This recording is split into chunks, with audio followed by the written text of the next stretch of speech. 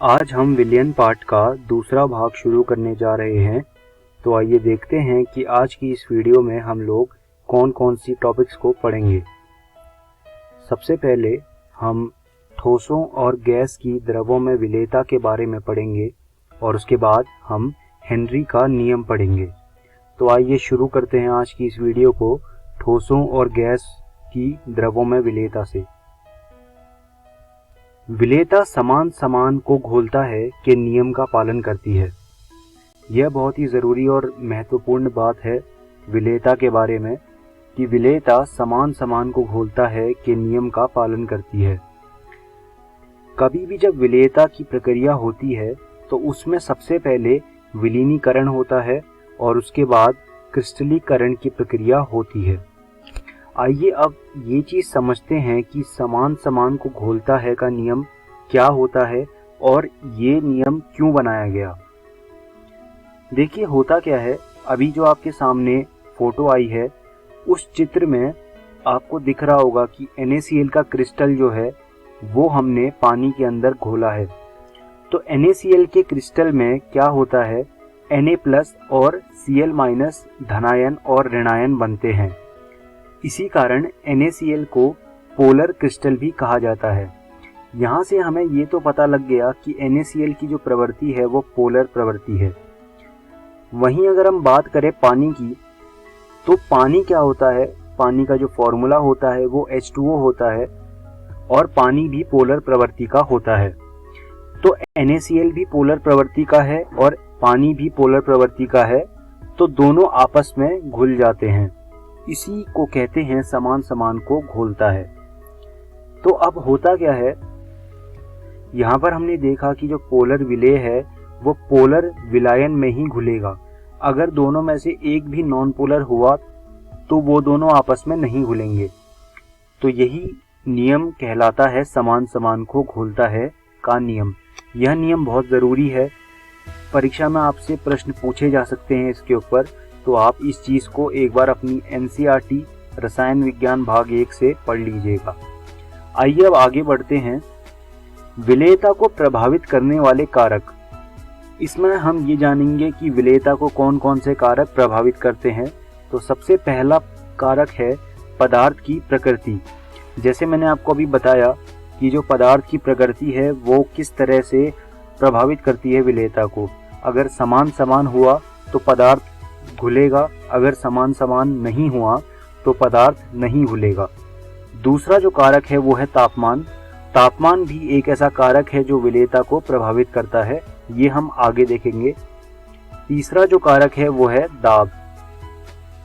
दाब उन मामलों में विलेयता को प्रभावित करने वाला एक कारक है जहां पर विलेय गैस हो, तो दाब वहां पर विलेयता को प्रभावित करता है।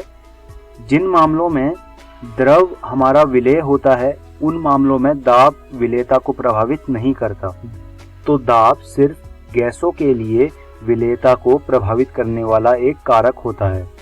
आइए अब आगे बढ़ते हैं और देखते हैं कि तापमान किस तरह से विलेयता को प्रभावित करता है। तापमान का जो प्रभाव है विलेयता पर वह इस बात पर निर्भर करता है कि जो हमारी प्रक्रिया है वो किस तरह की है। अगर ऊष्मशोषी प्रक्रिया है तो ऊष्मशोषी प्रक्रिया में तापमान बढ़ने से विलेयता बढ़ती है, और वहीं अगर ऊष्मक्षेपी प्रक्रिया है तो तापमान बढ़ने से विलेयता कम होती है। यह था विलेयता पर तापमान का प्रभाव। अब आगे बढ़ते हैं और देखते हैं क्या है हेनरी का नियम। हेनरी का नियम कहता है कि किसी भी गैस का वाष्प अवस्था में आंशिक दाब उस विलयन में गैस मोल अंश के समानुपाती होता है। अगर हम हेनरी के नियम का एक्सप्रेशन देखें तो उसे ऐसा लिखा जाता है P = KH × X। यहाँ पर P जो है वह गैस का आंशिक दाब है और X जो है वो गैस का मोल अंश है और KH यहाँ पर हेनरी स्थिरांक है। यह है हेनरी का नियम। हेनरी का नियम परीक्षा के उद्देश्य से बहुत ही महत्वपूर्ण है, तो मैं आपको ये सलाह देना चाहता हूँ कि आप इसको अच्छे से पढ़ लीजिए और इस पर कुछ प्रश्न भी हल कर लीजिए। हेनरी के नियम के कुछ अनुप्रयोग भी हमको पढ़ने होंगे क्योंकि ये हमारे सिलेबस में है। तो हेनरी के नियम का जो पहला अनुप्रयोग है वो ये है कि आपने बाजार में कोका कोला या सोडा की बोतल तो देखी ही होगी। आपने सोडा जल और शीतल पेयों में देखा होगा कि उसमें जब हम उसे खोलते हैं तो झटके से एक गैस बाहर निकलती है। वह गैस CO2 गैस होती है। हर सोडा जल और शीतल पेयों में यह CO2 गैस पाई जाती है। अब होता क्या है, जो भी इस सोडा जल और शीतल पेय को बनाता है वो यह चाहता है कि CO2 की विलेयता बोतल में बनी रहे और हो सके तो CO2 की जो विलेयता है वो बोतल में ज़्यादा ही हो। तो विलेयता को बढ़ाने के लिए जो भी इस सोडा जल या शीतल पेय को बनाता है वो क्या करता है, वो बोतल को अधिक दाब पर बंद कर देता है।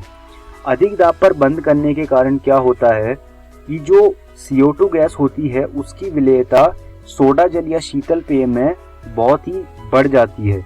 तो यह एक बहुत बड़ा फायदा होता है और ये हेनरी के नियम का एक अनुप्रयोग है। यह बहुत ज़रूरी है, आप इसको अपनी कॉपीज़ में लिख लीजिए। अब अगला जो हेनरी के नियम का अनुप्रयोग है वह यह है कि गहरे समुद्र में जो गोताखोर जाते हैं, आपने देखा होगा कि वो ऑक्सीजन सिलेंडर लगा के जाते हैं। आपने फिल्मों में या फिर टीवी में कभी देखा होगा कि जो गहरा समुद्र होता है उसमें जो गोताखोर जाते हैं वह ऑक्सीजन सिलेंडर लगा के जाते हैं। अब होता क्या है, गहरे तल में, गहरे समुद्र तल में गैसों का अधिक दाब होता है। अधिक दाब होने के कारण रक्त में गैसों की अधिक घुलनशीलता होती है। तो अधिक घुलनशीलता का सामना गोताखोरों को समुद्र के अंदर करना पड़ता है। अब होता क्या है, जब गोताखोर समुद्र के सतह पर आने लगता है तो सतह पर आते आते ये सारी गैसें धीरे धीरे निकलने लगती हैं। तो जब ये गैसें नसों से बाहर निकल रही होती हैं तो होता क्या है कि ये अपने बुलबुले छोड़ती है नसों में। बुलबुले ब्लॉकर का काम करते हैं और ये खून को रोक देते हैं। इससे काफ़ी हार्ट की प्रॉब्लम होती है और गोताखोरों को एक चिकित्सक अवस्था का सामना करना पड़ता है जिसे बेंट्स कहते हैं। अक्सर गोताखोरों को इस बेंट्स नाम की चिकित्सक अवस्था का सामना करना पड़ता है। हेनरी के नियम के ये दो अनुप्रयोग आप अपनी कॉपियों में लिख लीजिएगा। यह बहुत ज़रूरी हैं परीक्षा के उद्देश्य से और इन नियमों और इन अनुप्रयोगों को अपनी किताबों से भी पढ़ लीजिएगा। आइए अब हम इस वीडियो की अंत में आ गए हैं, तो देखते हैं कि आज की इस वीडियो में हमने क्या क्या पढ़ा। सबसे पहले हमने ठोसों और गैस की द्रवों में विलेयता पढ़ी और उसके बाद हमने हेनरी का नियम पढ़ा और साथ ही हमने हेनरी के नियम के कुछ अनुप्रयोग भी पढ़े। तो आज की वीडियो में हमने ये सब पढ़ा। मैं उम्मीद करता हूँ कि आपको मेरी पढ़ाई हुई चीज़ें समझ आई होंगी। मैं ये आपको एक सलाह देना चाहता हूँ कि आप ये सब चीज़ें NCERT रसायन विज्ञान भाग 1 से पढ़ लीजिएगा। अगली वीडियो में हम लोग राउल्ट नियम पढ़ेंगे और उसके बाद हम आदर्श